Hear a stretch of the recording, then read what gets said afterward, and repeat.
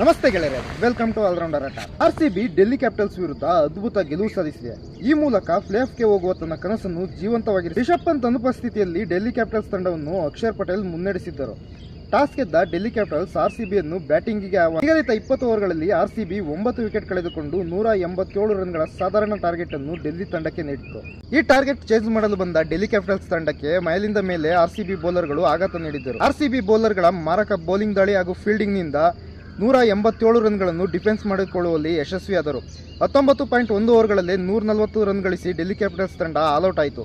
ಈ ಮೂಲಕ ಆರ್ಸಿಬಿ ಭರ್ಜರಿ 46 ರನ್ಗಳ ಗೆಲುವು ಸಾಧಿಸಿತು.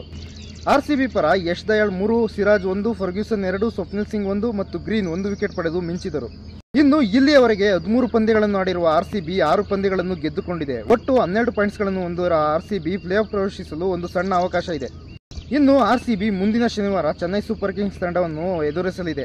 ಅಲ್ಲಿ ಏನಾದರೂ ಚಮತ್ಕಾರ ಮಾಡಿದರೆ ಆರ್ಸಿಬಿ ಪ್ಲೇಆಫ್ಗೆ ಹೋಗಬಹುದು. ಇನ್ನು ಇದಕ್ಕೂ ಮೊದಲು ಟಾಸ್ ಸೋತು ಬ್ಯಾಟಿಂಗ್ ಮಾಡಲು ಇಳಿದ ಆರ್ಸಿಬಿ ತಂಡವು ಆರಂಭಿಕ ಆಘಾತ ಅನುಭವಿಸಿ 36 ರನ್ ಗಳಿಸಿರುವಷ್ಟರಲ್ಲಿ ಆರ್ಸಿಬಿಯ 2 ಆರಂಭಿಕರು ಪೆವಿಲಿಯನ್ ಸೇರಿದ್ದರು. ಆದರೆ 3ನೇ ವಿಕೆಟ್ಗೆ ರಜತ್ ಪಟೇದಾರ್ ಮತ್ತು ವಿಲ್ ಜಾಕ್ಸ್ ಅಮೂಲ್ಯ 88 ರನ್ಗಳ ಜೊತೆಯಾಟ ಆಡುವ ಮೂಲಕ ಆರ್ಸಿಬಿ ತಂಡಕ್ಕೆ ಆಸರೆಯಾದರು. ರಜತ್ ಪಟೇದಾರ್ 32 ಎಸೆತಗಳನ್ನು ಎದುರಿಸಿ ತಲಾ 3 ಸಿಕ್ಸರ್ ಮತ್ತು 3 ಬೌಂಡರಿ ಸಹಿತ 52 ರನ್ ಬಾರಿಸಿ ರಫೀಕ್ ಸಲಾಂಗೆ ವಿಕೆಟ್. ಇನ್ನು ವಿಲ್ ಜಾಕ್ಸ್ 29 ಎಸೆತಗಳನ್ನು ಎದುರಿಸಿ 3 ಬೌಂಡರಿ ಹಾಗೂ 2 ಸಿಕ್ಸರ್ಗಳ ಸಹಿತ 41 ರನ್ ಬಾರಿಸಿ ಕುಲ್ದೀಪ್ ಯಾದವ್ಗೆ ವಿಕೆಟ್ ಒಪ್ಪಿಸಿದರು. ಪಾಟೀದಾರ್ ಔಟ್ ಆದ ನಂತರ ಬಂದ ಕ್ಯಾಮರಾನ್ ಗ್ರೀನ್ ಜವಾಬ್ದಾರಿಯುತ ಬ್ಯಾಟಿಂಗ್ ನಡೆಸಿದರು.